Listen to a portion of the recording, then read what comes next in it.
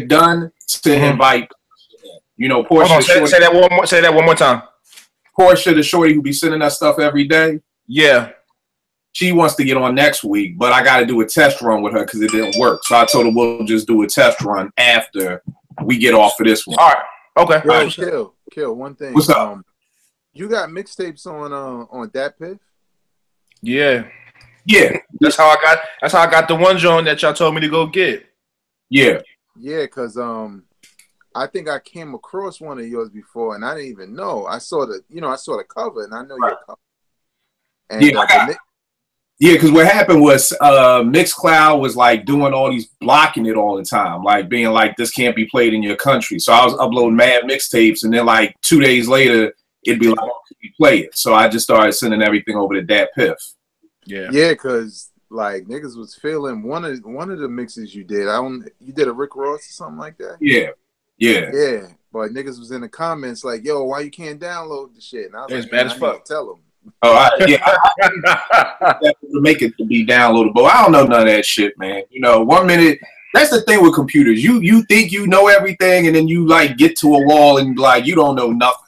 You know what you should do if you because you have your page, right? You can put them in like a Dropbox and just have the links to where you ain't gotta fuck with Dat Piff. Yeah. Everything's going to the page. All your traffic's going to your page. Fuck Dat Piff. Have it to where that's what I do. I embed everything on my page. You know what I mean? Okay. So you can still check the traffic. Yeah, I'm still getting this traffic. So I also put I think a long time ago I put the gray area on there, and I know You Are Welcome is on there. I just forgot. Right. So, I'm trying to get that. I need you to send me that the John with old boy with the glasses. Oh man. Extra prep. Yeah, I need that. Yeah, I know. See, we get old. We get old. I don't know who you talking about. You call it extra something. Nah, yeah. See, we getting old, man. I need that though. All right, no doubt. Vague, so I got you. So test run with Portia. I got it. And Vague, just speak up too on your end too. Okay. All right, bet. What's good? Y'all tuning in to Apartment 5B podcast, hosted by your man Kel. I got my squad up here on deck with me today. I got my man Jake from Boston up there representing the Celtics. What's good brother? Yeah, Celtics. I'm still repping the Celtics, even though the dreams have already been shattered 4.5 minutes into the season. But yeah, we're good. That was a gruesome injury. That's one of them injuries that just don't make no sense. Like, yo, the game just got started. It was almost like layup lines almost in it. So yeah. It's crazy. But man, I'm a Sixers fan, so just trust the process, man. It takes time. I got my brother Vegas with me. What's going on, Veg? It's popping, man. I'm chilling, man. About to quit my job. I'm lying, but I'm good. I see you got that revised Quest joint in the back there, right there. One of my favorite Tribe remixes. Yeah, man. This was this actually used to belong to my brother. All right, so you jacked. I just stole the shit. So. I feel you. That's what I'm talking about, man. Yeah. And I got my man DJ Rec One. What's going on, fam? What's good, man?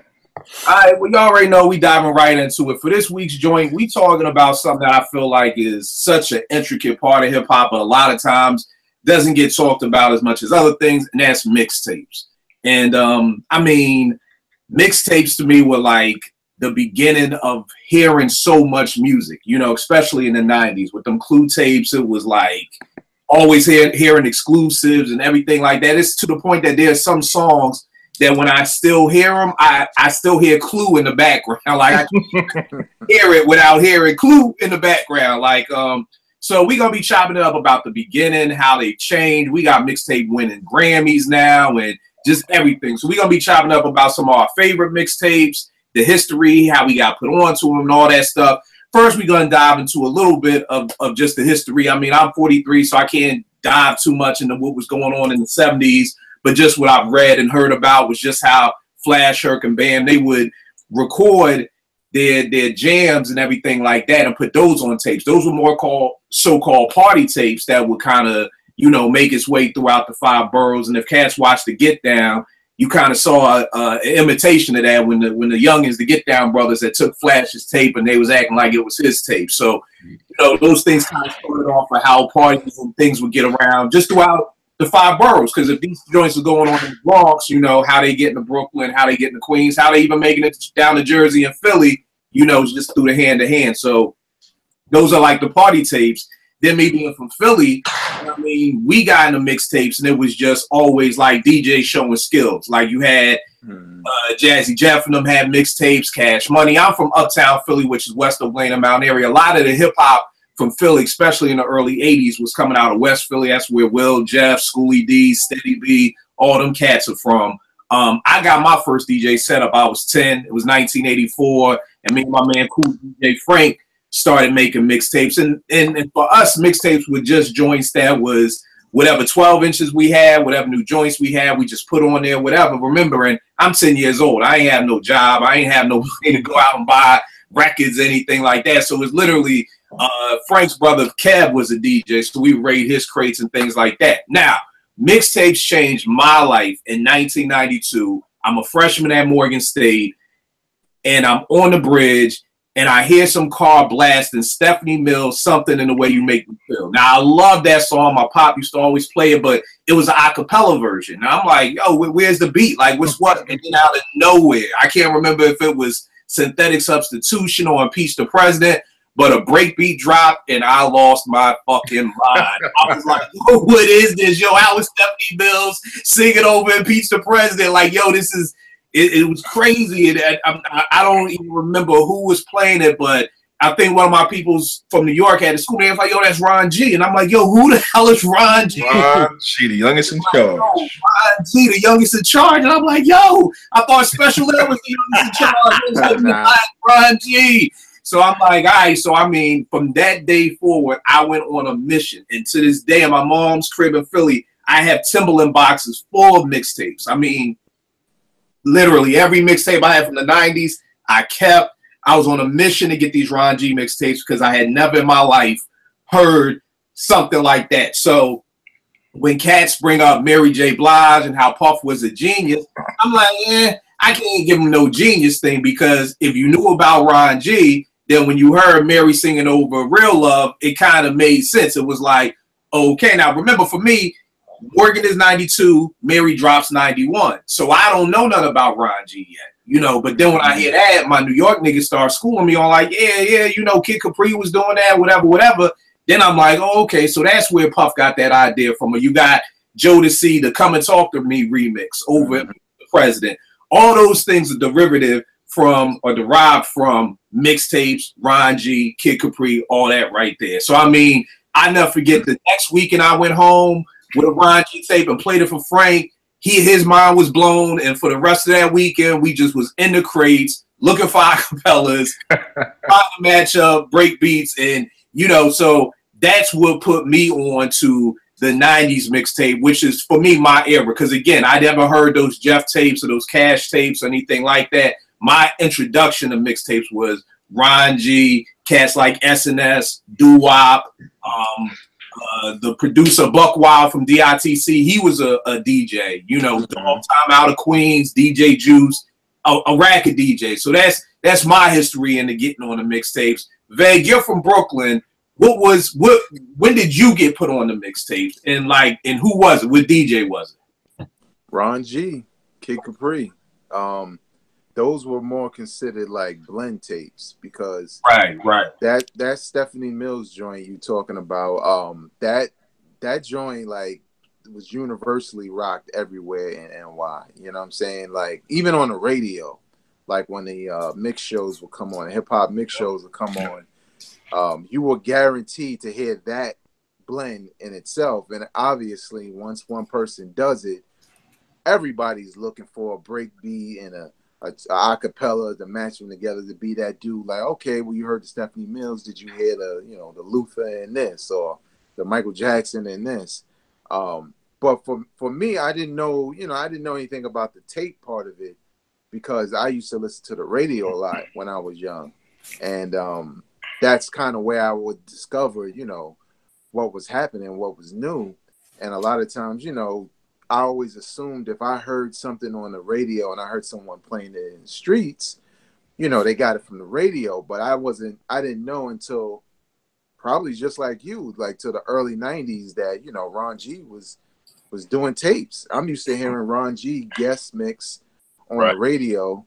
You know what I'm saying? All these DJs, Funkmaster Flex, all of them guest DJ, but it took a minute before I could know that, oh, you know, they got actual tapes where, you know, you could get direct access to, you know, what they're doing as opposed to catching them at midnight or something crazy like that.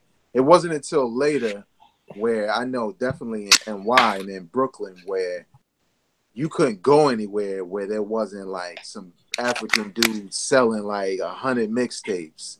I mean, like it got crazy after a while because, you know, people wanted them.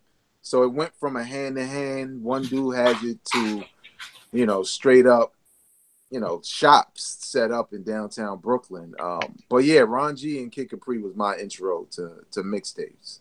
All right, no doubt. Now, Jake, you're in Boston. What was it like for you up there, and what put you on to the whole mixtape phenomenon?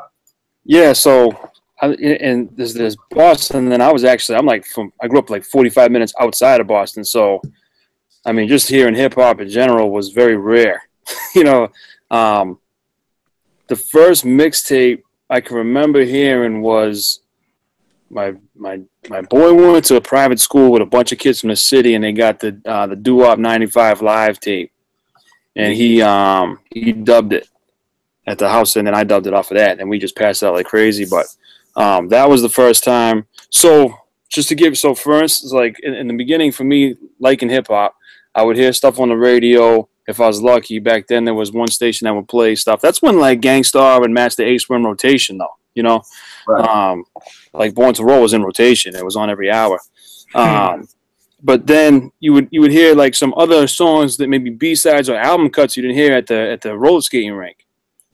So I would hear, okay, what song is this? Oh, that's Big Daddy Kane. Like, oh, well, how do I find that? You know, like, because I just didn't know. I was only like 12. And then we started seeing these like tapes at the store. We heard the 95 live joint. Mine was blown because, you know, Redman's on there, but we didn't hear him do that song before. Like, right. What song is that? He's rapping over a such and such beat, or, you know, it was like that's when we're like, okay, there's way more to this level. We thought the hip hop was right here. We had a grasp on all of it, but it was like way deeper. And so that's like what mixtapes mean to me. That there was a store at the mall. They started selling you know, like hip hop gear, and there was a little section of tapes that looked like they were homemade. And you know, we're like, well, what are those? Oh, these are mixtapes. That's this, you know. And there was a lot of Providence and Boston DJs in there, so we would grab those. And I mean, no memorable names, but you know, so we did that. And then by the time I was driving around, had my license, that Funkmaster Flex 60 Minutes of Funk came out like a mixtape, but like you know what I mean, like on a label, or I don't know, I don't know how you would call that. And then Cash Money had that Guess Who Came for Dinner, or Who Got Invited for Dinner, or something like that. That DJ Cash Money one too. So that was like all we had for mixtapes. Then you get a little older, able to drive in the city a lot more, and that's where you get anything. And they were all dubs of dubs too. They were all, you know, they weren't the actual copies, but that's where you would find DJ Craig G and all the Clue tapes, all the Cluminatis and all those, and then you know. Kid Capri and Ron G I never really got into, honestly, until I actually just met him like last year. We got him to come out to this little stick of a town called Ashland, Massachusetts, to do my boy's 40th birthday party, and Price is Right. He came out and did it, so I started getting him later on. So I got on a USB. I got all his tape everything he ever did. So I'm rambling here, but basically mixtapes made me realize that hip hop was so much deeper than I thought. Like these dudes have tons of verses, and sometimes you get gypped and you're like, oh, you already did that verse on such and such or whatever, you know. But that's why I love the bottom. It just really widened my whole horizon for it. That's dope. Now, Rec, you a DJ. You're from Queens and Jersey. What was it like for you, and what was you put on to mixtapes? Man, I got the best of both worlds, man, because I grew up, you know, in Queens, parents, you know, divorced, and I ended up having to, you know, move out to Jersey. So I was back and forth. So I got hit with the New York side of it, and then I got hit with the Philly side and everything in between. The first mixtape I remember, like you said, is that Stephanie Mills with the break. Like Veg said, that's universal. That's like the ultimate breakbeat mixtape. Like when you hear a mixtape, you ultimately think of that. But outside of that, the first time I can remember hearing a mixtape, I was in the Bronx because my cousins are from the Bronx. My family's really from the Bronx, but they moved to Queens. It was a G-Bo the Pro Double Law mixtape, and that's telling you how deep in the game cats are. Because if you don't know about G-Bo the Pro and Double Law, two Puerto Ricans, I'm telling you, man, these dudes are serious on the mixtapes, man. 4 tracks, skills. They were putting stuff on mixtapes that were pretty much B-sides on everyday other stuff, but it was dope. And the first thing I remember hearing was No Equal by the Beatnuts. My uncle had it. And I was like, yo, what is this? Why do I keep hearing these trumpets go back to back? I need this mixtape. So he dubbed it for me. And man, that mixtape had a serious effect on me, man, because to this day I'm a huge Beatnuts fan. Like, you know, Beatnuts and that song, when I hear that, you know, I'm just like, I go right back to the Bronx summer in '91, you know. Outside of that, Onyx. I went Christmas shopping one year in Jamaica, Queens. If you know anything about Queens, you hit up, you know, Jamaica Ave, you got the Coliseum. Just make sure you with some people, because you don't want to go out there. You don't want to go out there suspect, because you will get hit. We're on the corner of Jamaica Ave and where the Coliseum sits. It sits back. It doesn't sit on Jamaica Avenue. It sits back. And I hear doom, doom, doom, doom, doom. I hear the bass line as you hit the corner. I'm like, what the fuck is that? Take him up, take him. And it echoes. It echoes, right? This is the first time I've ever heard this. This is Christmas in like '92. And the corner is packed. And like Veg said, the Africans had the mixtapes on lock. And you knew it was something special because the dude just couldn't keep the tape. To this day, I have no idea whose tape it was. But I remember very, very much how much people was like, yo, let me get that tape. Whatever you're playing, I want that one. You know, and it's like you said, man, certain songs, you don't hear them the same way. You hear that DJ screaming over that tape, or it takes you right back to that minute where you were either on the block somewhere, wherever you was when you heard it. I'm sure every time you hear Stephanie Mills, you go right back to the bridge at Morgan. You know, you don't hear it that way. It takes you right back. I didn't really get big in the mixtapes until about the mid '90s, man. When I really started picking up the craft of DJing and learning, you know, what certain things were. By that time, you know, turntablism was starting to get crazy. So it wasn't about having the hot song or having the hot blend. It was how you put everything together from a turntablist standpoint, you know. And that's kind of, you know, what I try to do now. I'm still working at it, man. You figure 25, 30 years I've been touching turntables and I'm still trying. So it's just one of those things, man. It's like a drug, you know. Nah, I feel you. It's dope how Veg brought up how they were more so blend tapes, because I think for me, those were my favorite type mixtapes. And I think it's the production side of me, because when you essentially think about it, you're taking an R&B acapella and you're trying to find a beat to match. It's the same thing you're basically doing when you're making a beat. You're trying to find a drum break and some music on top of it and then matching that. So when cats like Buck Wild and them start becoming producers, it's almost why it's synonymous that DJs eventually become producers, because doing all of that blending, you realize you're doing the same thing on an S12 or whatever type of production equipment you have, which is why so many DJs end up becoming producers or end up dabbling in it, because it comes from the same vein. You know what I mean? Yeah, you know, back in the day, you know, when we didn't have equipment, I would be over my man Cool DJ Frank's house, and we'd find something and find the break beat to go on top of it and just rhyme over that. Or when people talk about pause tapes. Now, talking about tapes, before we go any deeper with mixtapes, I just want to chop it up with y'all. And Jake, you're a little younger than us, but prayerfully you still know about tapes. And just, Naomi was in here the other day, and I still got all my old equipment in here, and she was just like, Daddy, what is this? Like, what? with this. Like, she's like, how do I play it? You know, like these kids with their phones, it's just like, they have no idea. Having one piece is they're not from this. Now she's been around records her whole life, but she was just like, what do I have no idea. And I was just like, baby, this tapes, man, this is, you know, having to break the things off so you couldn't record over them, and then having to win it. If you wanted having to tape them back together when they pop over it. Exactly. So just on some funny shit for a minute. Just one of my favorite Nas lines, never put me in your box if you shit these tapes. If this has happened to you, just the ill tape story of losing a tape, popping a tape. For me, it was my old head Jerome. He was like, yo, NWA. I was like, man, them Jerry Curl dudes, they look like. Then I heard Straight Outta Compton, and I was like, yo, this is crazy. And I went all the way to the Sound of Germantown in the rain, brought the tape, popped it in my Walkman, on the bus back, and the joint popped. I mean, it wasn't even a day old. It wasn't an hour old, and the joint popped. I mean, yo, I'm traveling in the rain to Straight Outta Compton. I got to say that was my worst tape catastrophe ever, because it was back, because it's like, when you dealing with them Sound of Germantowns and Vague and Brooklyn with Beat Street, it's like you buy the tape, that's it. Like that's it. Ain't taking no. You take that rapping off it. It's a hard knock life. You back to zero again. So that was that was probably the worst tape. And I mean, I've got thousands of them. The tape getting all scrambled up, having to get the pencil out, and you know, have to do this. Tape would come out. Try to do the tape will come out like that.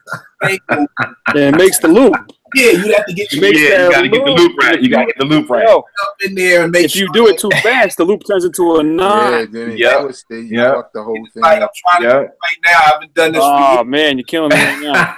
I'm having anxiety right now, Kill. Hey, Kill, did you have the small scissors to cut the small pieces?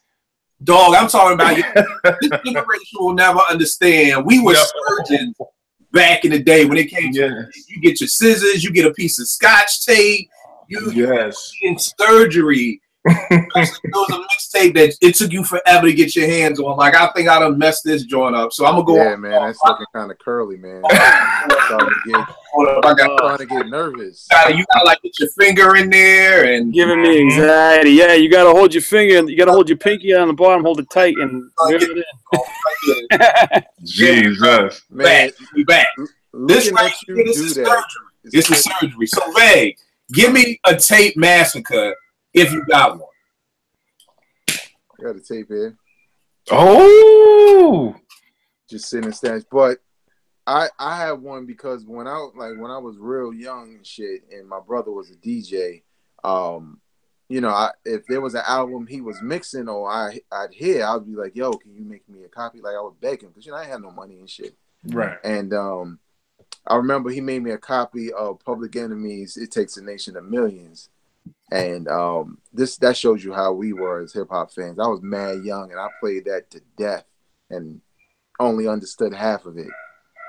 But when that shit popped, and you talking about a little kid who don't have money, who begged his brother for weeks to get that tape, man. And I was a crybaby when I was young. I don't mind saying that. Man, I think I was crying. I think everything was happening. I wanted to break that shit, but I wanted it back.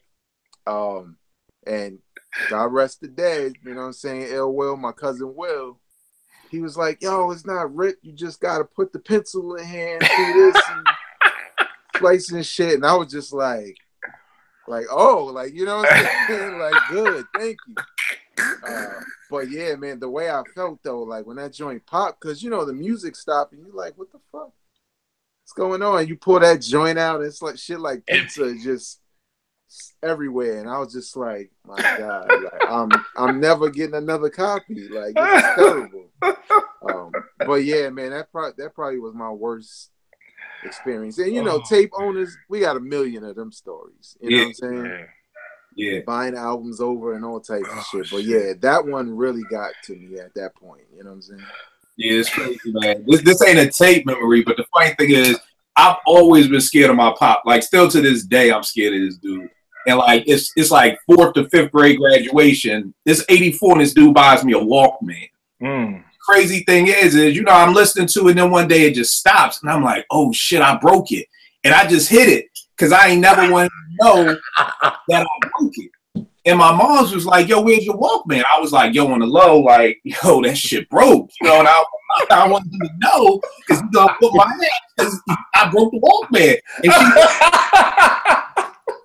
she was just sitting here like, yo, you that scared of your dad that you? I was like, fuck yeah, like, yo, I'm scared. You know, which is why I don't get these teenagers that I got who like are not scared of shit, like nothing. But and the funny part of this story was just the batteries died. I had no idea that the batteries died in a Walkman. You know, I'm you know, quick fix. And my mom was like, yo, it's not broke. You just need new batteries. And I'm like, oh, no, I ain't put this like 3 months because I ain't want him to not see me with it. And it was just new batteries. So all that to say, parents, don't be that hard on your kids. To not even want to tell you that they think they broke something. I didn't break his equipment. I thought I broke what was mine, but the fact that he brought it still made it his. So, you know, be a little easy on your kids. Don't be too easy, but don't have your kids that scared of you that they can't tell you, you know, that their iPod battery died and they scared or whatever. So you know though, you know that's a black father. You know what was gonna happen. He was gonna come in there with that question like, "Where you Walkman at?" Right. Yep. You know what I'm saying? Exactly. You would be like, "Oh, it's in the room." Like, let me see it. Focus on my studies right now. Let me see it. I'm trying to get my mind in these books. You know, that hip hop stuff is killing me right now, so I'm just gonna take a break or whatever. Jay, give me a tape story if you got one, man. Yeah, you know, like Vegas said, there's a million. So for me, I wasn't allowed to even have hip hop in my house. It was like contraband. So they heard "Shut 'Em Down" from Public Enemy. They were like, "What is this Black Rage and why is it coming out?" I'm like, this man sounds scary. And then they found like X-Clan with all like the Muslim stuff on it, and then they found the Onyx tape that said "Back the fuck up" on it. Actually, my brother got caught with that and fucking lied about it, and said it was mine, and so they took it anyway. We would go, me and my boy Jesse, we'd go to the store, we'd buy a CD and a blank tape, and we'd split the cost. And so he basically got hooked up because he'd buy the CD, I'd buy a blank tape, or he'd buy the tape, I'd buy a blank tape. We'd dub it at his house, I'd bring it home and stash it under my mattress. No nudie mags under there. It was like Public Enemy and Wu-Tang. You know, that's all was under there. But wow. So I would make pause tapes a lot because we had a college radio station out here. It was incredible. From 8 to 11 every night. I found it in like 92. And I would just record. And I would bring it over to my boy's house like, yo, I know you don't like hip-hop, but you got to hear this song. Like Bushwick Bill's Everclear song where he's talking about, this is a midget. This guy's a midget, and he's rapping about shooting himself in the eye. That interests you? And so I'd bring it over to the house, and I'd put it in their tape deck, which hasn't touched a tape in like 10 years because everybody's using CDs, and it just get punched up. And I'd be pulling it out and all upset. And I'm like, oh, who cares? That happened to me, I don't know, at least half a dozen times. Yeah. Wow. Yeah, I forgot about that part. That crunching sound. Niggas be running to the radio like, oh shit. Quick. Yeah. It's gonna inject you fast. You gotta pull it out and it comes up 6, 5 feet of it, and you're like, ah. Yeah. But I think the funny thing about these stories, I'm gonna get to you, Rec, is just it shows how important this music was to us. You know, the fact that Vegas crying, Cats got, again, people probably can't see it. I'll try and get in. Dog, these things got screws in them. I had the little screws. Oh, yeah. I would take the whole cover off. I'm not playing when I'm telling y'all this was surgery back in they don't know. Then don't forget you got the pieces inside the middle. Right. But I'm just saying that this is not nowadays where you lose them. Your hard drive crash. You go back to that piff and download it again. It's not those days. These are the days where you may have a tape, and this tape may be the only joint in the world that got this song on it. So I get the screwdrivers, open this thing up. It'd be surgery time. I clear everything off my desk and be like, all right, let's get it. Yep. Let's get the live on it. Let's get ready to get busy because we gotta get this thing back to work and wreck. What's one of your joints, man? It's crazy you said that, man, because I used to do the same thing. I had a desk in my corner to do my homework on the other side because my little records and my studio was on the other side. The other side was my homework table, and I do the same thing, clear the whole damn desk off and have tape and all kind of shit ready to fix the tape. So freshman year of college, man, I went to a real small HBCU in Virginia. And I was one of only 3 people from New Jersey at this school. So everybody else was from the South. So winter of '96, man, I'm banging group home, walking with my girlfriend back to the campus, right? And she's talking to one of her homegirls, and I'm walking, diddy bop and all. I'm like, oh shit. Open up the Walkman, and there's one of them cheap ass Sam Goody like $5 Walkmans out the bin. Ate the whole tape up. Damn. And when I pulled it out, you remember how you would get caught and you'd be trying to like get it out?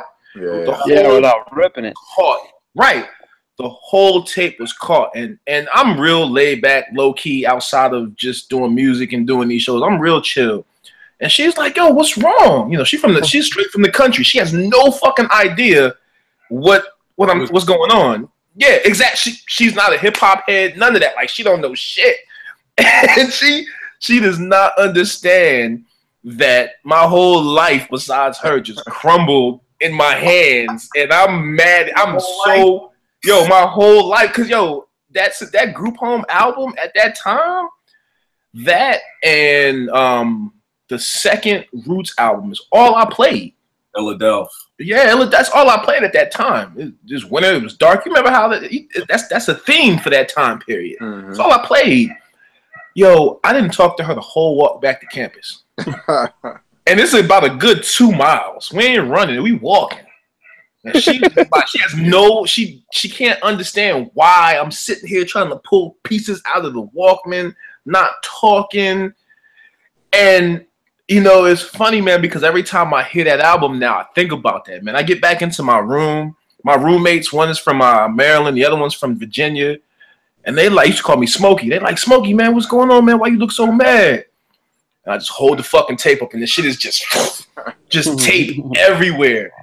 And they like, oh, man, what tape is that? What tape is that? And I tell them what tape it was. And they really wasn't too bummed about it. You know, they're from the South. They ain't really fuck with group home like that.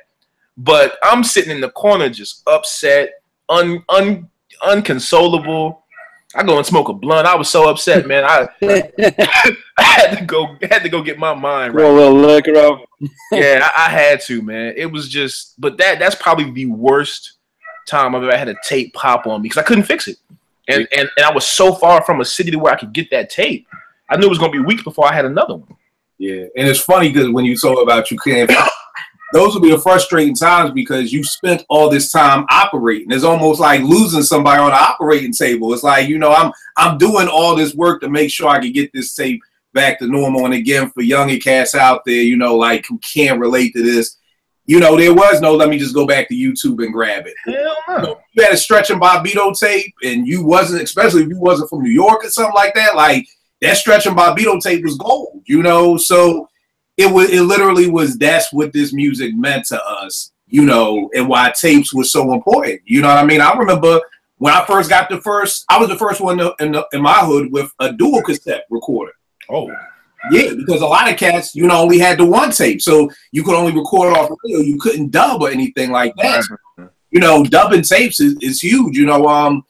In Evil D's crib, I mean, they still have like towers of the double cassette decks from where they would have to be burning. I mean, I'm saying burning, dubbing. So they're mixtapes, you know, and everything like that. So, and then it was Jake was saying earlier about mixtapes. One of the things I used to hate was they was always mad airy. There was no bass in the mixtape. It was just all treble. It was like no equalization. And maybe in the original one it was, but by the time it got dubbed a million times and got down to Maryland the quality. Like, the quality was horrible, but hear what the quality was. We just wanted to hear that joint. Now, gotta give props to DJ Drama. He's out of Philly. Y'all sure know him from Gangsta Grills and all that.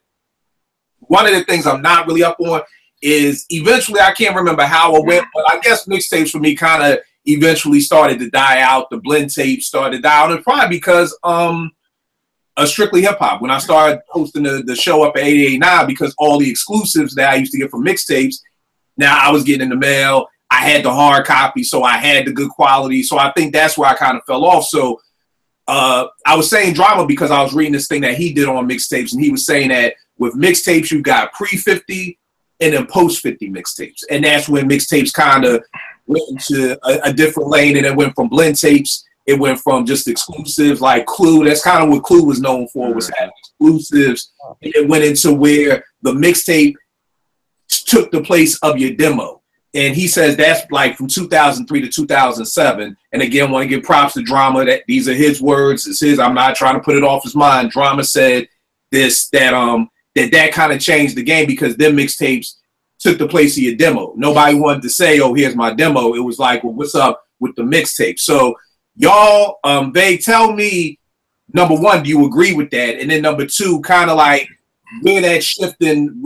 Explain a little bit to me too, because like I said, I was out of the game, the mixtape game by then. What does the post 50 mixtape look like? I think it is, well, it's changed drastically now. But I mean, keep in mind, we're just doing the kind, because he has done another breakdown from 2005 to 2009. So okay. Just because a lot of times I never heard any of the 50 mixtapes. My first thing to 50 was Wankster, and then Get Rich or Die Trying. Oh no. And again, the joint off the In Too Deep soundtrack, the How to Ride. But I've never heard a 50 mixtape. So when people talk about 50, I always hear them say things like, that 50 mixtape and the 50 mixtapes and everything like that. So y'all break down the 50 phenomenon of mixtapes. Bag. All right. Well, like you said, just to recount what you said, Ron G and Kid Capri with the blend tapes, and then DJ Clue and Envy and Absolute and all these other dudes with the exclusives. Dudes like SNS were kind of doing exclusives, but they were still mixing. You know what I'm saying? They were trying to bring that element from the blend tapes into the exclusives. But then when 50 came around, 50 did something to me, because Ice Cube, he's one of my favorite rappers of all time. And when I learned about how Ice Cube got on by rhyming over other dudes' beats and putting it on a tape. And people were buying it in the hood. 50 brought that back on a different scale when he did it with the G-Unit mixtapes, which damn near all of them was classics. Yep. To be honest, and 50 started those mixtapes once he got shot and got dropped from Columbia. Yes. And Power of the Dollar didn't come out and shit, so he used that as a hustle, not only to get himself hot, but to, like you said, it was like a demo. It was like, okay, I'm blackballed from the industry. I'm dropped from Sony. How can I keep my name out? And when I tell you that, and Dipset was doing it at the same time as well, so you can't forget them, because Diplomats kind of had the mixtape game going at the same time, but 50 kind of jumped it off. But 50 had billboards in downtown Brooklyn off of mixtapes. The Get Rich or Die Trying wasn't out. Nothing. This nigga had Clear Channel coming up Fulton Street, Brooklyn.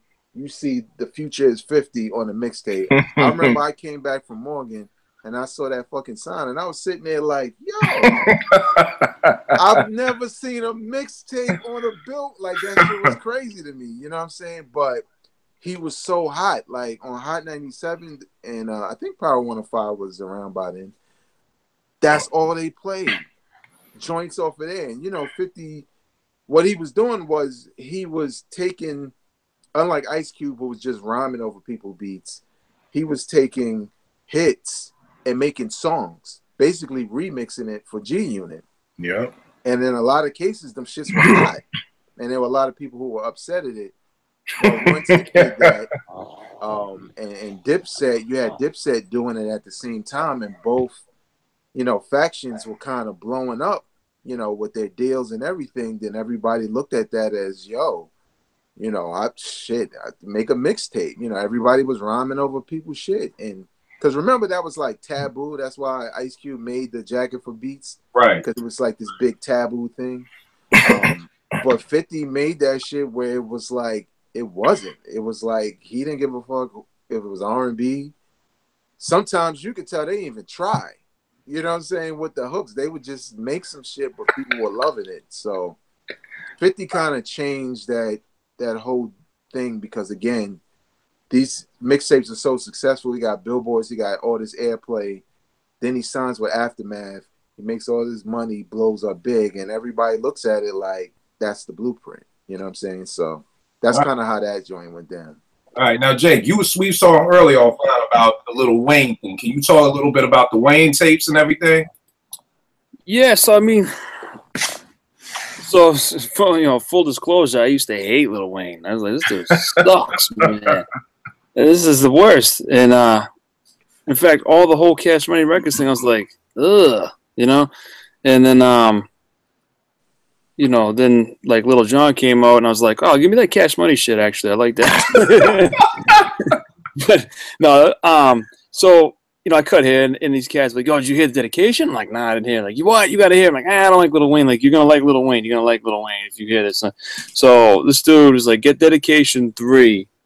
Because I forget how many he did, but he did a few. But they were all with Drama. If I'm mixing them shits. I think he did them all with DJ Drama. But yes, dude, that was like, whoa. Okay, this dude can rap his ass off. I'm wrong. My bad. Like, he makes some really whack music, but there's no calling him untalented. Like, the dude can rap. So, that was my really, like, that's like. I didn't really realize until you said it now that that's exactly what happened. Like, it was like mixtapes, and then it was like, okay, this is not my album because I'm not signed, so it's a mixtape. Right. It's not original beats, so we're just gonna call it a mixtape. And I think when I was making my own music, I tried to go the same route as 50 because that's right when I decided I was gonna really put music out. Right around that time, I was like, all right, so I can just grab all these instrumentals which I already have, rap on them, and then put them out, see if people like it, and then maybe somebody throw me a beat. So I mean, I couldn't really comment on what got me to. I guess I can't really comment on it because I really didn't notice that switch, that needle flip. Right. Yeah, and I think that's the thing with me too. It was like being at the radio station. I think my ear was now tuned just to radio and not to the streets anymore. So I didn't even know anything about the flip. So when people like, you hear 50 new mixtape, like my ears just wouldn't think about it. But Rec, what about you? How did you, like, do you agree with what Drama is saying, the pre and post 50 and everything like that? Yeah, I was in New York when those mixtapes were coming out, man. And Veg said it best, man. It was some shit that you'd never seen before.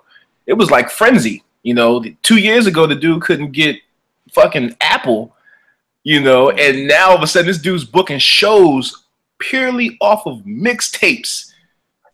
And this is before, this is 17 years ago. This is 17 years ago. Wow. Purely, he's going in the joint, and forgive me, but he's going in the joint singing "Got Me a Bottle." I ain't gonna tell you what song it is, but I know that cat was mad. But he's rapping that shit. It was crazy, man. That dude came to Albany and did 3 shows within 4 months, based off mixtape shit. And within that time span that you mentioned, everybody followed suit. Jeezy did the same thing. Yeah. With those Drama mixtapes. And that's what Drama's mixtapes became known for, taking that 50 blueprint. If you were going to do a Drama mixtape, you might have 2 or 3 songs on it that was your own songs, but everything else was going to be some freestyle shit. Period. And Drama kept it relevant because he was able to put, the Drama shit on it, plus that Philly, turntablism shit, plus the freestyles. He knew exactly what songs to take to have people rap on. It wasn't that bullshit. He was gonna have you rap on something that's gonna, highlight your talent. Right. But that whole 50, he needs a check. I will say that because he revolutionized the mixtape game. People still do it. Yeah. People still do it. They still think that is the way. No one has yet said, okay, let me be 50 and spark the new generation of what it should be. Everyone still thinks it's that, and because it's going to die out at some point. It has to. Something else has to come in for the new way for people to get on. Yeah. You know. And then Drum kind of went into the 2005, 2009 period of where he was just basically like, that's when blogs and the net really took over. Because I think he got knocked in 2005 or 06. It was 7. When 7 he got by the feds for copyright stuff and everything like that. So, of course, then it took another route. You know, same thing. Somebody get knocked in the head for sampling clearance. You now got to spin off and do something else. So he was saying that's where you had blogs like that, Piff, and different spots like that where you could stream mixtapes. And he was saying how a lot of artists and DJs were mad because it's like, yo, this is how we make our money, and you streaming it for free. But it kind of opened it up to a whole new, you know, category of people to hear stuff. And then now you have mixtapes that now mixtapes are kind of just like albums. You know, you got mixtapes. Chance just won a Grammy for what's the name of that coloring book? Coloring book. Yeah, because you put me onto it. Yeah, you know, and he won an album for a Grammy. You know what I mean? Won a Grammy for an album. For a mixtape. Y'all know what I'm trying to say. Okay, we got you. It's been a long week. So, but yeah, so now we have it where mixtapes are winning Grammys. You know what I mean? And I don't know how it changed into that. I don't know why we just don't call them an album. I don't know if it's just out of paying homage or what it is. But, you know, I love Chance. You know, he's starting to go a little too far left for me right about now. But, you know, Up the Coloring Book, I was, you know, one of my favorite new school MCs. So it was great to see it. It's just, what do you guys think is now the difference? Because you're making an album, why are you still calling it a mixtape? Why do you think people do that? Do y'all have any ideas about that? Vague, me and you have made 3 albums. We've never called them mixtapes. Is that what we're selling ourselves short? Do we need to call it a mixtape? Well, off camera, I already let you know we did make a mixtape because I put the shit on Dat Piff about 10 years ago. There you go. And I think it's I don't know. I think it's a industry thing now. I think it's whack because it's planned in some cases. You know what I'm saying? It's a way of making something feel indie, but it's not. You know what I'm saying? Like, oh, it's a mixtape. It's not an album. You know, that means it's free of all these handcuffs that usually come, all these restrictions that usually come with an album. Because I was even thinking about, I know when 50 was touring, making all those mixtapes, he had issues because if I have a hit record and you basically remix my shit, you doing shows to this production and changing my hookup a little, like, you know what I'm saying? I need some of that bread. So it started to change where you couldn't really do that, what 50 was doing that much anymore. Or at least you couldn't really treat that as your, you know, I guess your career or whatever, what you toured on. But then it got to the point where I think, because like when you talk about Chance, I think before Chance, there was a lot of people who were putting together mixtapes that really sound like some good ass albums because they had original beats. The production was top notch. You know what I'm saying? Original records. They had covers and shit. In some cases, them shits are on iTunes. Like, I don't even get that. There'll be it's a mixtape that's on Dat Piff, but it's also on iTunes. You know what I'm saying? And people are paying for it. It really just paying for more quality. So I just think it's a thing where, I don't know, it depends on who it is. Because I feel like somebody, like, for example, like Big Crit, I was introduced to him through a mixtape. It was all original beats that he made.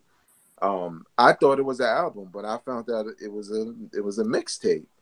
And he didn't win no Grammys or anything like that. But it was basically like the 50 formula of him making a demo, but instead of him rhyming over other people's shit, this was like a demo that's an album. That's what's crazy about it, because like demos back in the days, 3 or 4 songs. You know what I'm saying?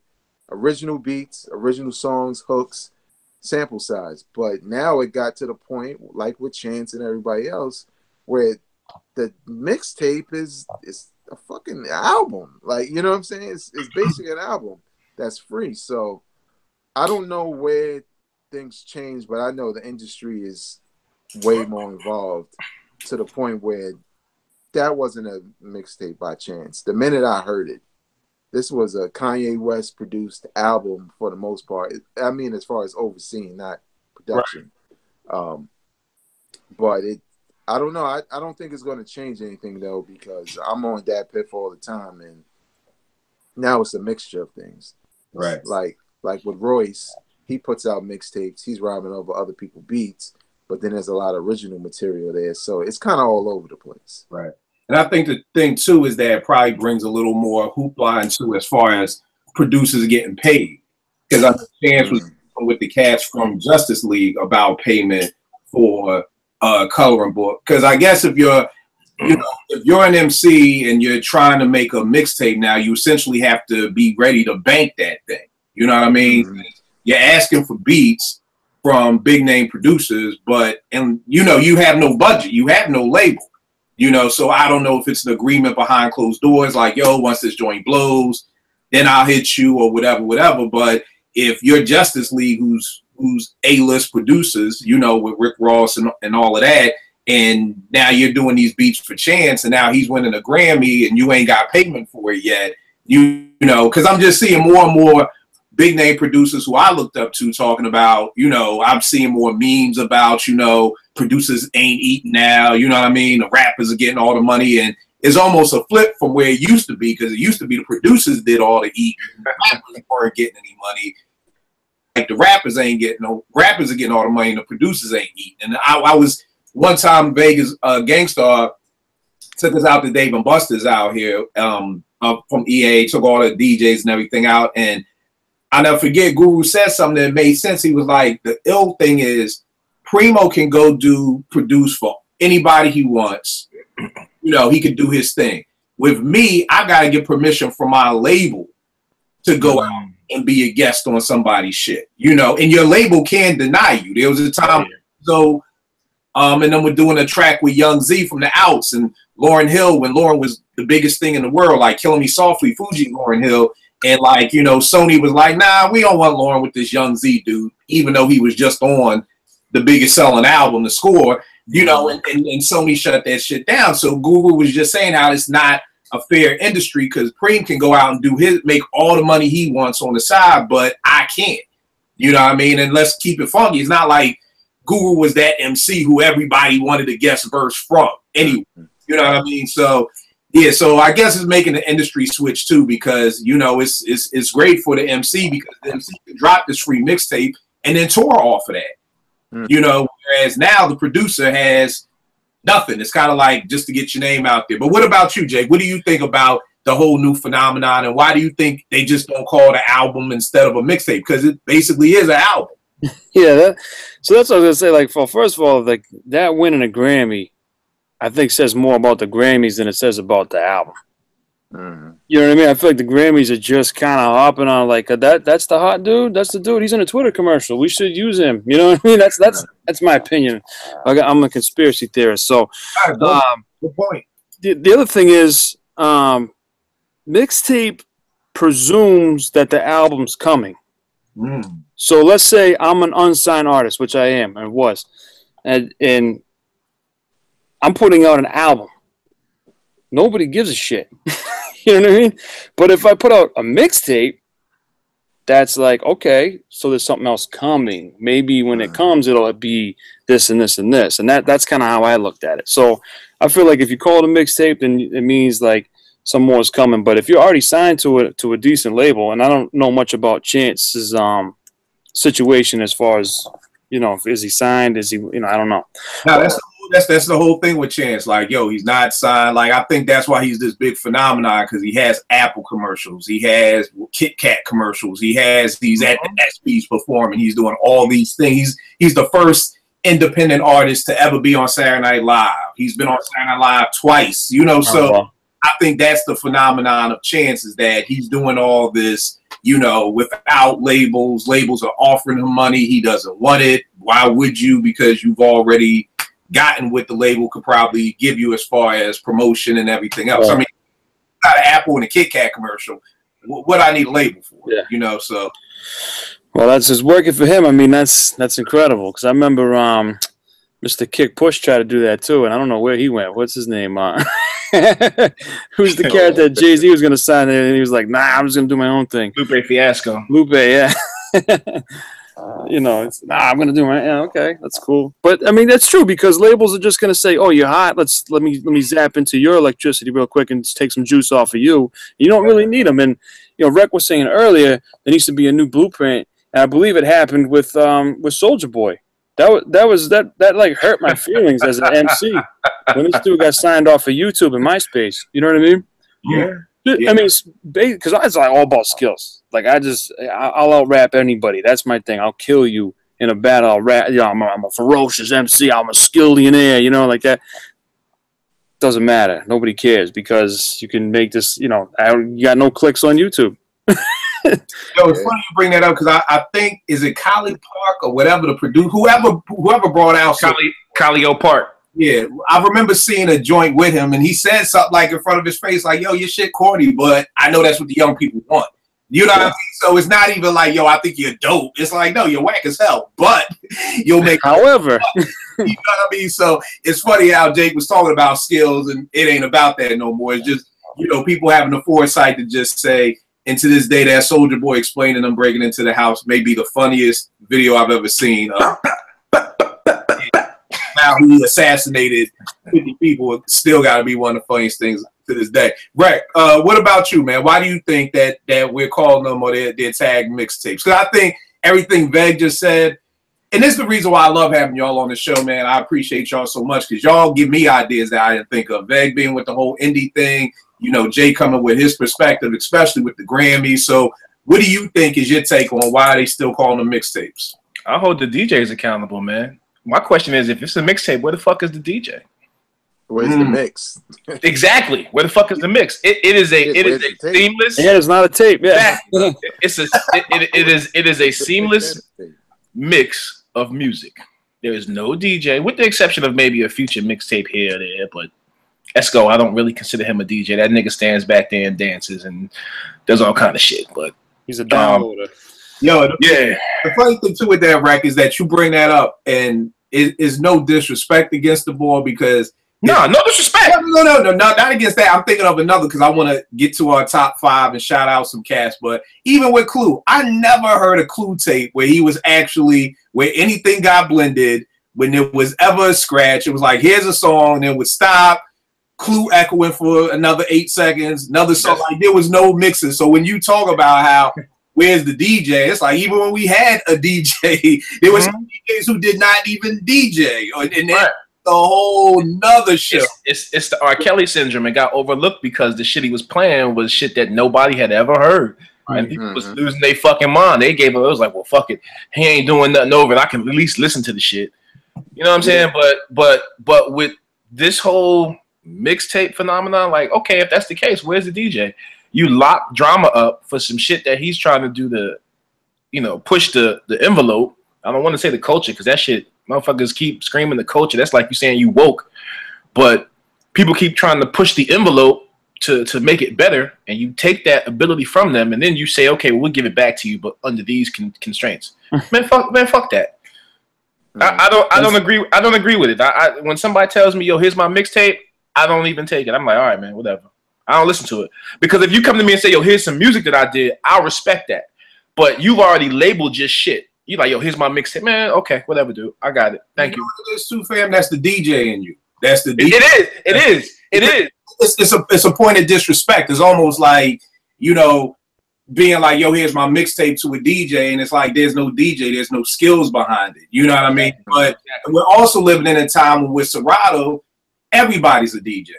I've seen Alicia Keys, AK-47, she's a DJ, and Erykah Badu's a DJ, and Solange is a DJ, and Q-Tip's a DJ, and the names just got, and that's a whole nother show, but it is like, I felt like when things became more accessible, yes, it hurt so many talented people, because I always tell people that in '93, when I wanted to be a producer, you had to buy an SP-1200, which was from the door $2,500. You know what I mean? I'm 18 years old in college. I'm just trying to buy some polo, so I really don't buy $2,500 for SP12. Then I need a turntable. Then I need speakers. I mean, I remember us sitting around plotting scams to get this money. You know, we didn't even talk about the board yet. Yeah, we ain't talking about none of that. We ain't talking about fly. So when you wanted to be a producer, when you wanted to be a photographer, when you wanted to be a videographer, these things, a DJ, these things weren't readily accessible to you. You had to earn that shit one way, shape, or form. But now, if you buy an iPhone, you're all those things. You're a photographer. You have people shoot movies with iPhones. You got DJ apps that I use myself. I ain't gonna front. I use a DJ app. I don't have 2 turntables. Yeah, but I never heard you say this mix is made by DJ Kill 889. But I never heard you say that. So you good. But I never call myself a DJ. Right, that's what I'm saying. And I've had people be like, but Kill, all these mixtapes, you a DJ. And I'm like, I can't disrespect that world because I really am not. You know, I've done great photo shoots, but I would never call myself a photographer because I know photographers and I don't want to disrespect their craft. Like, I don't know their craft. So, but that's just me. That's just the way, because I don't want people calling themselves a producer when they're really not. And again, you get your iPad, you got GarageBand, now you're a producer. Right. So Serato made it. One of the things about being a DJ, and Veg knows this from being up at 88.9, was DJs having to carry these crates. You know, back in the 70s, it was cats. You know, Diamond got down with Bam and them from carrying crates. Like, you had dudes who just wanted to carry crates. Like, you know, now when cats just show with a laptop, I mean, it's easier, but it's like, half that made you a dope DJ was what's behind it. You know what I mean? But I don't want to go on a tangent. I got one thing to say. Tangent things. But if you do not have these things here, and I'm talking like original pressings, multiple of them, you cannot call yourself a DJ. If you have not woken up the very next morning with your back on absolute fire because you've carried all of your fucking crates that you ever owned because you just figured you might play that one fucking song at a party, you can't call yourself a DJ. I'm sorry. I'm sorry. That's how I got into clubs when I was like 17. Because my dude, G Squared, he's still spinning. He's in Vegas now. And he's like, yo, just carry these crates in with me. Just walk right behind me. They're not going to say shit. I'm like, all right, cool. Just boom. I'm 17. I'm in like 11th grade, man. Smoking trees in the booth with 25-year-old dudes. Like, yeah. That was incredible. Now it's all that. Now he shows up with a laptop bag about this big. Yeah. And I mean, it's dope for the cats who did that because they paid their dues. They lifted those crates. They got back problems now in their 40s, you know, but again, it's the same way. I don't want everybody calling themselves a producer. Like, yo, if you got GarageBand, make a beat. You a beat maker. You know what I mean? And again, that's disrespect because if you want to learn the craft, then let's learn the craft because there is a craft. Just because you got Serato and you could blend 2 records doesn't make you a DJ. If you really want to be a DJ, go to somebody like Record, go to a DJ, and then learn the skills. You know, it's like my mom is a jazz musician. I used to tell her, yo, I want to learn how to play the piano.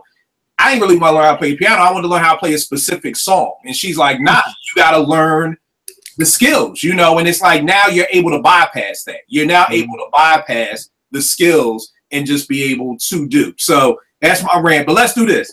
Top 5 mixtapes, if y'all got them. Some of y'all faves. For me personally, I got a mixture of old and new. Anything Ron G. Anything. Number tape was I had. Number 8, number 4, I don't know. They on YouTube.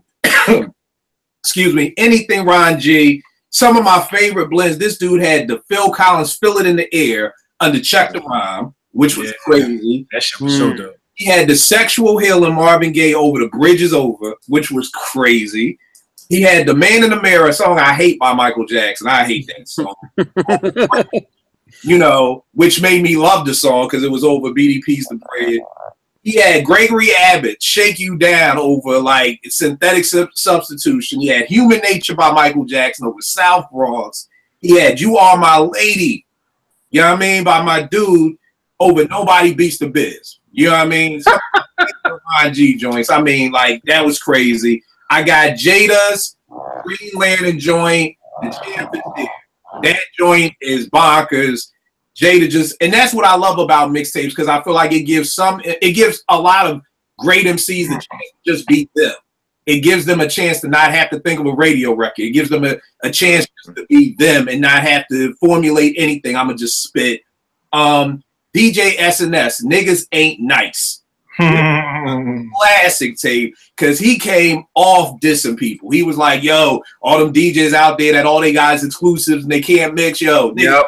It's like the intro just went on him just going off on people.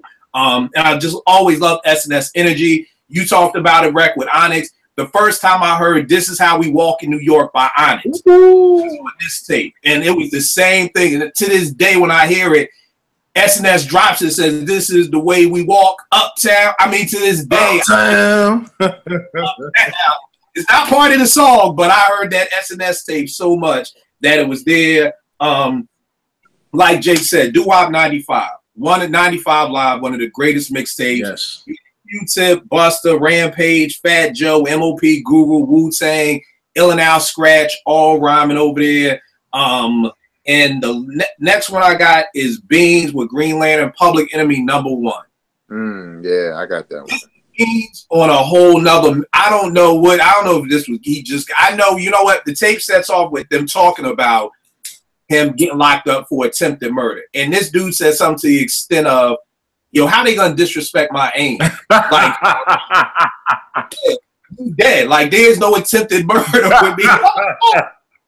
Dude just started tape off talking about, yo, how they gonna disrespect my aim?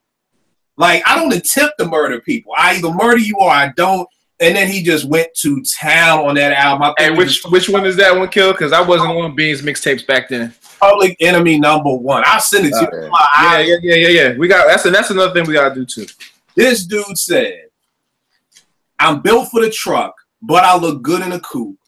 White tee, fresh fitted, and some some army fatigues, but still I rock the shit out of like this dude. I can't even go into it. I don't want to disrespect his lyrics because I can't get them right now. Just if you haven't heard Public Enemy #1, get that. And I got 2 joints as an extra joint. I got to shout out the Re-Up Gang. We Got It for Cheap Volume 2. The Clips. Crazy. Mad Live and Sandman. DJ Clinton Sparks. And this is the joint that actually put me on to Drake. Was Drake's So Far Gone mixtape. You know? Really? Yeah. I mean, because for years. This is So you didn't catch the joint with Socrates in them? Nah, I didn't catch that. I caught this because everybody kept telling me about Drake, and I'm like, this dude, like, nah, he just don't look like he could rap. And like, so many people. I mean, it was just an array of people. I mean, literally, like street dudes was telling me about Drake. Church people were even telling me about Drake. People about men's ministry start telling you about a rapper. Like, you might want to check them out. You're supposed to listen to rappers. Transcended a little. So when they talking about it, I was like, okay, I done got too many. I done got 2 extremes. I got the hood and the church telling me about this light skinned dude. I gotta check Drake out, and that mixtape to me is bananas. You know, so those are my top 5 mixtapes. Vay, what you got on some of your favorite joints, B? All right, I got a well, first of all, a quick shout out to my man Ocean. I was thinking of a couple, but you know, brother memory wasn't really there, so I needed to know, you know, like, all right, what's your top 5? And he gave me some that I totally forgot about. So I got 5, but I got a couple honorable mentions, and it ties into all the different types we talked about. I got of course, Doo-Wop Live 95. You know what I'm saying? Classic mixtape. I even seen online people calling it the greatest mixtape of all time. Yeah. I don't know about that, but very close to that. You know what I'm saying? I have DJ Clue's Show Me the Money Part 1. Now, I was at Morgan when this joint dropped, and this is probably Clue when in his prime as far as his mixtapes. He did used to DJ and mix, but I think he realized after a while that because he was playing exclusives, people just wanted to hear that shit. Because it's different when you mixing records we know versus, you know, you got some Biggie track we never heard of and you bringing it back a million times. Niggas like, yo, play that shit. You know what I'm saying? Right. But the Show Me the Money joint, Part 1, there are a lot. This shit on here that's still exclusive to this day. The nature freestyle on here. I forget what beat he was rhyming over.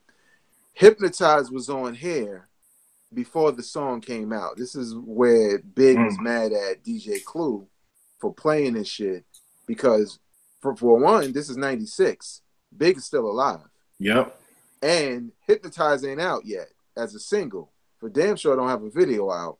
It was on this mixtape. What else he had on here?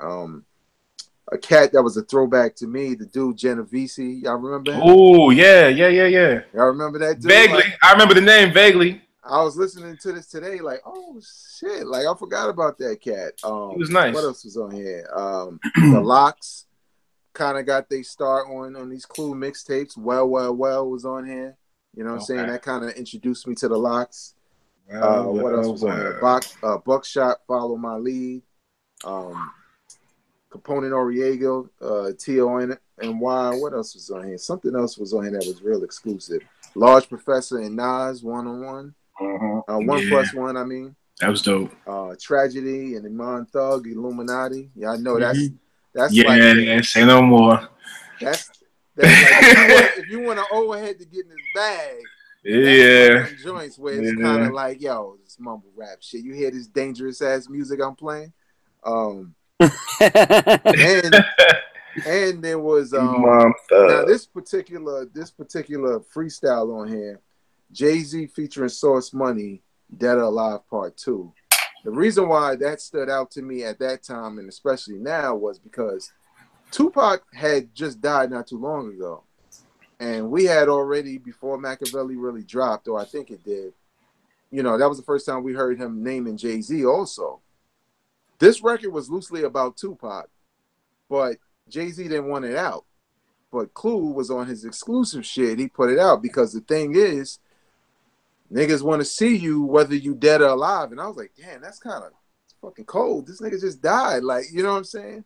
So that's why I'm a big fan of Jay-Z. So that new Jay-Z, y'all know, like, Jay-Z did not care back then.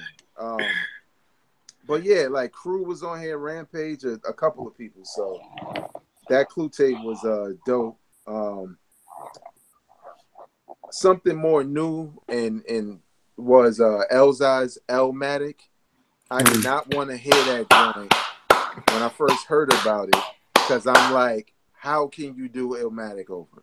Correct. That's like impossible. Why? You know? Why? Yeah, and why? And it's impossible. Until I heard that shit. Yeah. He did an excellent. That is the definitive. Like, if there's any dude out there right now, like, yo, I'm gonna do, you know, Good Kid, Mad City over. Nope, don't do it. One, don't do that shit. But if you can, you have to do it at this level because Elzai not only was dope in taking these classics and flipping them for Detroit, his skill level was there where you didn't feel like it was a drop off from listening to Illmatic, and more importantly, to me at least, to have Will Sessions, the band, play a lot of these beats and extend these classic beats we know, even extending it where they're playing out the samples to some of these records. I think that's one of the things that helped. You know? Yeah, exactly. I think if he would have just rhymed over the instrumentals, it wouldn't have. Oh, yeah, no. Yeah, that definitely is Elzai and Will Sessions. You know, exactly. Excellent. That's what helped it to work. All right, let me try to run through these real quick. This, even though I wasn't going in order, this is absolutely my number one. Mr. C's, The Best of Biggie. When I tell you in BK, before Ready to Die came out, this was Biggie's debut album. This was a mixtape where you didn't really get a lot of best ofs in mixtape form, let alone a best of from a dude who didn't have a debut album. The best of somebody who don't know, right? That's how, but that's a testament to those cats who say, yo, but Biggie only had 2 albums, nigga. like you be saying with Nick and Big Daddy Kane. Yeah, this is a prime example. The Best of Biggie in my hood in Brooklyn, everybody had it. Like me and my sister, we in the same house. We had different copies. Like, that's you know crazy. What I'm saying? That's you crazy. Got your copy. I got mine. It featured him, you know, the freestyle in the basement joint. Forget what that was called. You know, his features on like Mary J. Blige records, Party and Bullshit, Dreams, some of the more obscure stuff, like the joint he did, "Bustin' Nut" with Luke, which I think is one of the greatest songs that nobody talk about ever, because that shit was nasty. They were just saying the best shit ever. They were saying some wild shit. All right, so moving along, the G Unit mixtapes, of course, the Diplomats mixtapes, Fabulous, the Soul Tape series, and the Summertime Shootout series is dope. Yeah, I'm praying he comes with a Freddie versus Jason. Yeah, we'll see. Halloween is right around the corner. Hopefully. I'm praying. Another one, killer like this, Move Music series. Here's the funny part. I only love 4. The rest, you don't like before. But you know what's crazy? That's the least like a mixtape of all 4. Right, because that's like an album. That's like an album. That's like an album. But Move Music 2, that's the one. Like, you know what I'm saying? Where he was really in his bag. Jay Electronica. Ooh. What is it? I forget the name of the I have that whole discography of mixtapes. But yeah, Jay Electronica with Rhyming Over All the Dillabees, basically the mixtape that got him signed. It's just a real quick story.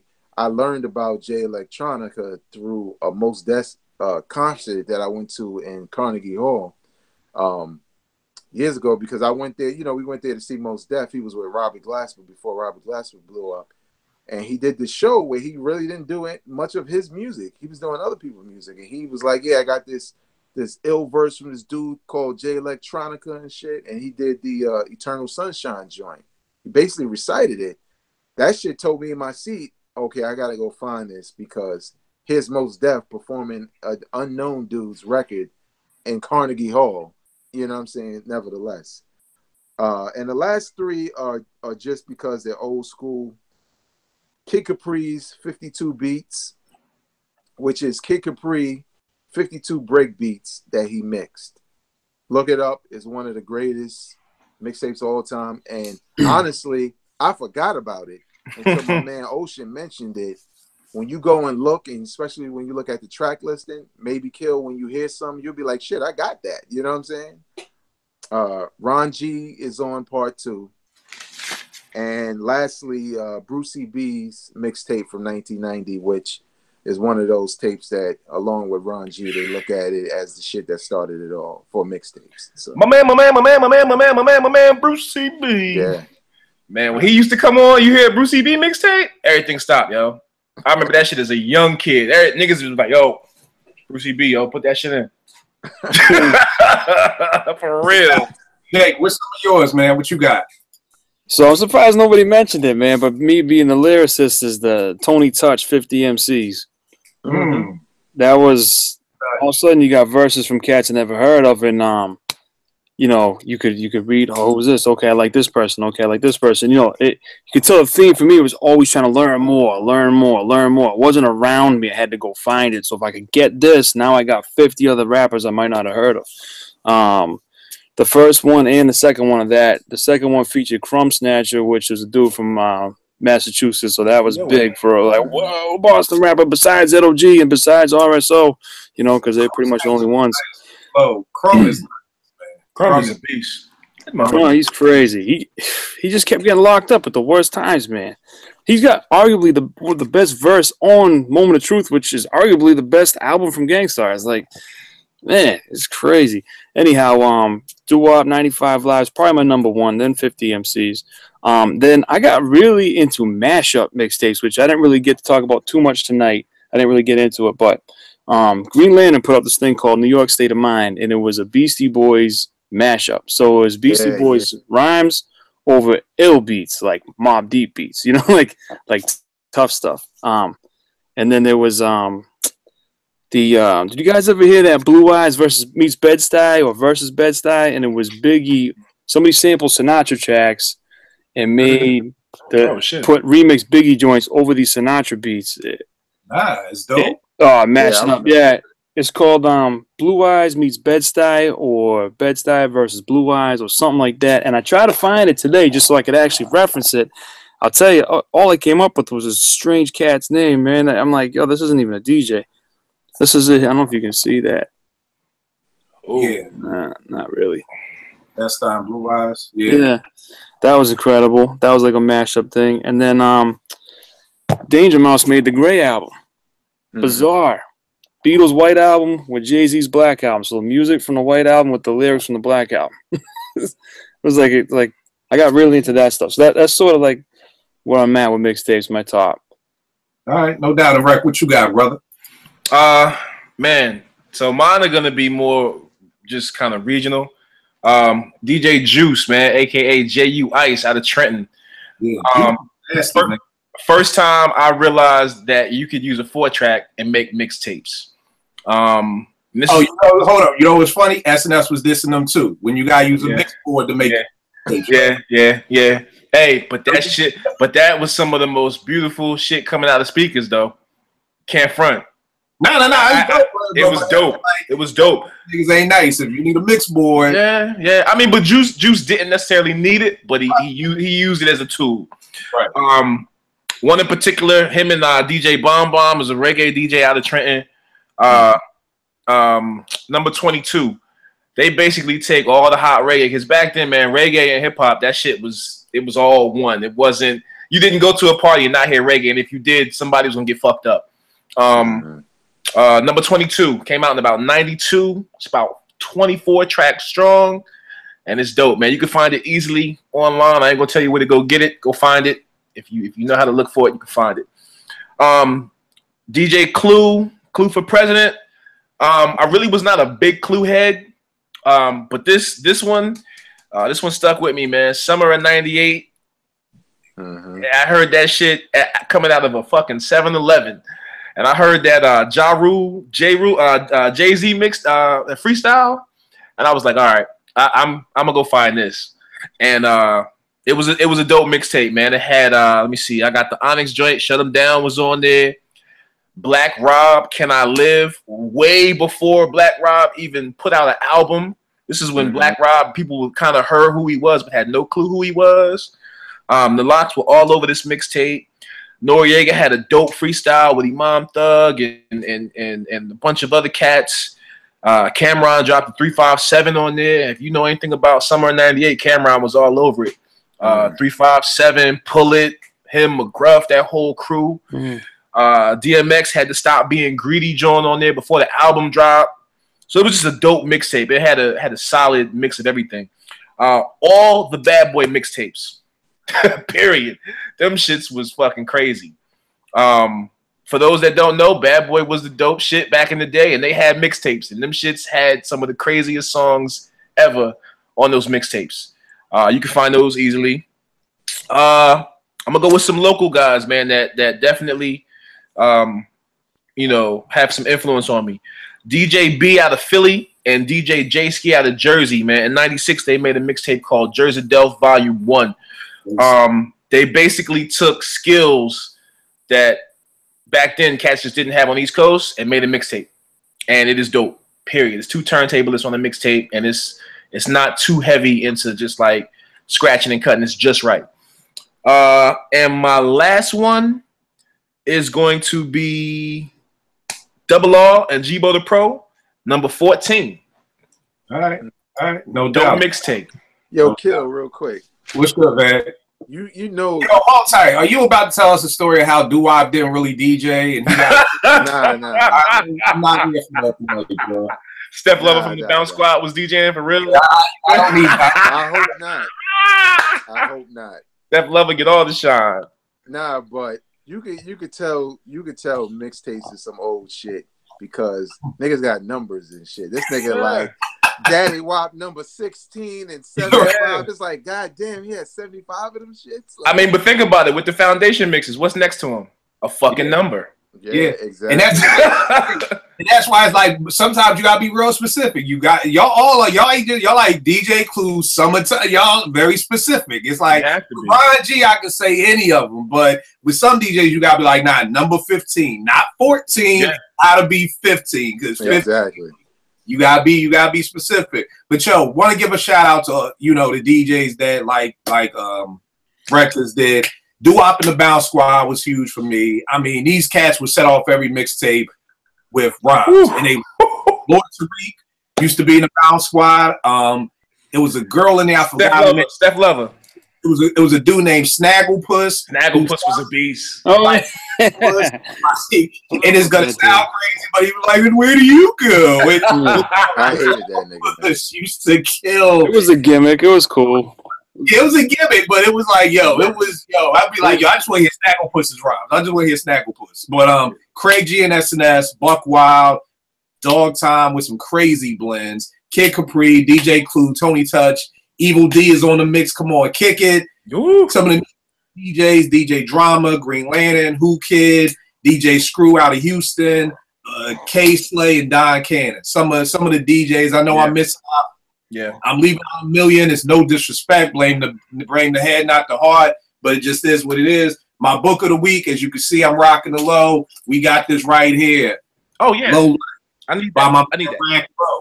One of the original Low Lives. This joint, if you in the Polo, man, this book, it is so many goodies in here. It just doesn't even make sense right here. If you love as much as I do, I mean, it's got the store. Oh man, and then they just came out with the ski joints again. They just reissued them, but great stories about the Low Lives in Brooklyn, Ralphie's Kids, everything about the Low Lives. It's a nice thick book.